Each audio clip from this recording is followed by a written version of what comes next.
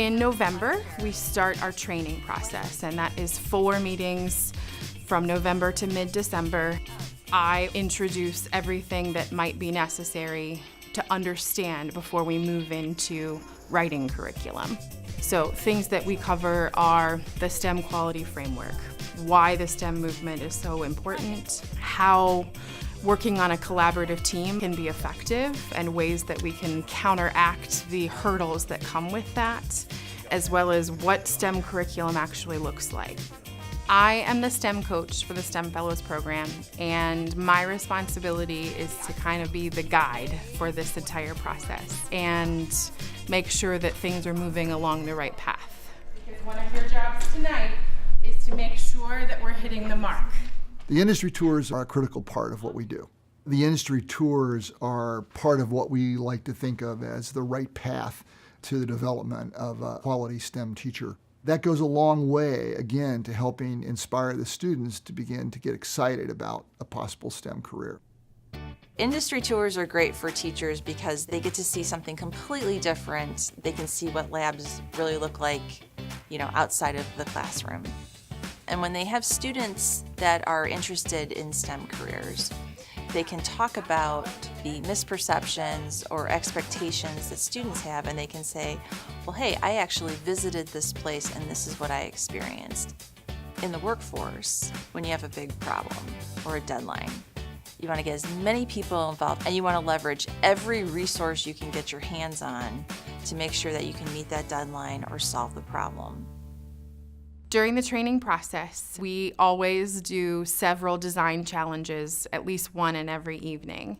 And they're an incredible amount of fun because you get to see adults that have been at work all day that are stressed and they have a lot to do, and they get to do something really fun. And they get into it, and it's exciting to watch them be excited about playing with straws and tape and cotton balls. So a design challenge is basically, here's a problem, and here are the things that I'm going to give you to solve it.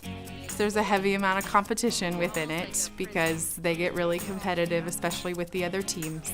The engineering design challenges are really at the very heart of the program. They're working with their fellow team members to try to design challenges for their students.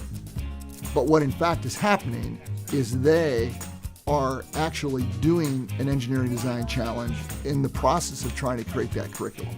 STEM education can create that safe learning environment where one is willing to take a risk, knowing that if I fail, that's okay. I'm back redesigning it tomorrow. So it looks like our problem was everything was shifting this way, so our base right here is what really failed. When you put design challenges in the hands of students, the same thing that happens with adults happens with them. They stop being bored. They stop asking questions like, when is this over? Are we done yet? Because they ask for, when do I get to do the next one? The 21st century learning skills are creativity, collaboration, communication, and critical thinking.